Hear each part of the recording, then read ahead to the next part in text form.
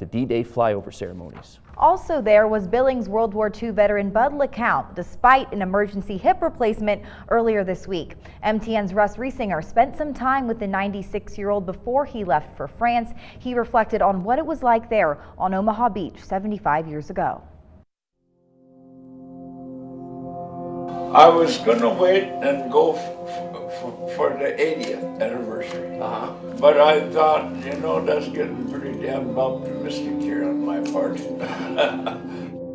We caught up with Bud LeCount preparing to head to the D-Day ceremonies in Normandy for the 6th time in his life. It's like a magnet.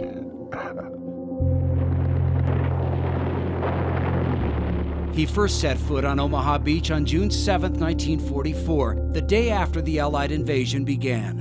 When I landed, the chaos on that beach was just unbelievable and impossible to describe. Oh God, there was more dead and destroyed equipment, trucks burning. A guy can't describe it because you don't see very much of it. At first place, you're so damn scared you can't see. LeCount had already been through a lot before that June day at the beach. A Chippewa Indian, he was taken away from his parents at the age of 6 and sent to the Fort Totten Indian School. He wouldn't see his family again for 9 years.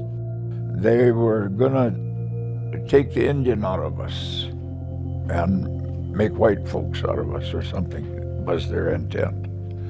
So they gathered up hundreds of little kids, 5, 6, and 7 years old. Where I was, there was about 400 little kids there. At the age of 18, he hopped a freight train from Montana to Seattle, then took a ship to Alaska to work construction on a submarine refueling base in Dutch Harbor. I was working up there when the Japanese bombed us up there. They really raised hell. A short time later, LeCount was drafted and assigned to an Army anti-aircraft unit.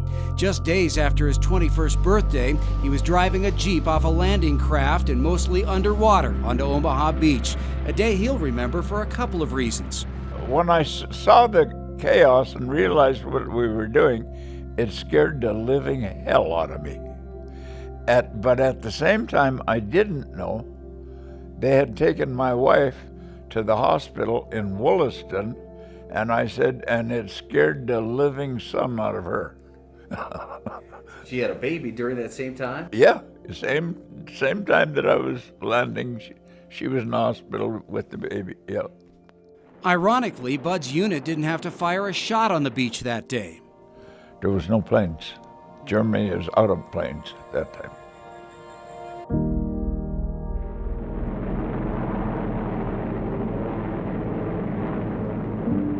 But he remembers the carnage of the battle, the destroyed equipment, the dead bodies that he saw buried in trenches. Was it tough after you got home, after seeing stuff like that? Well, yeah. But it didn't affect me like it did a lot of people. A lot of people just couldn't stand that, you know. I got home and got a job and went to work.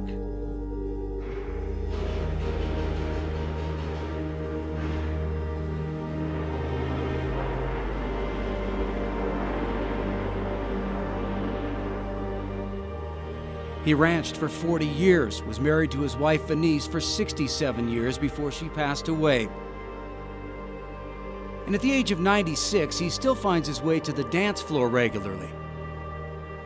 Bud is always there to dance with all of us gals. Good dancer. He'll do anything for you. He's just a wonderful guy. I don't know if I can talk about Bud without crying. I love to sit and listen to him and his stories from the time he was 6 years old and was taken away from his family till now when he's 96, and all he's been through and the places he's seen, and he is just an awesome man. Once I became of age and starting to look into the military, that became a big factor in wanting to follow in my great-grandfather's footsteps and be able to serve in the military just like he did. In 2013, LeCount was awarded a Legion of Honor medal for helping free France from the Nazis and turn the tide in World War II. One more accomplishment in his long life. I wound up doing a lot better than I ever dreamed I would. I thought if we could just make a good living for the family, that was it. But I've gone way beyond that, yeah, way beyond. And it's a good feeling, except she should be here to enjoy it.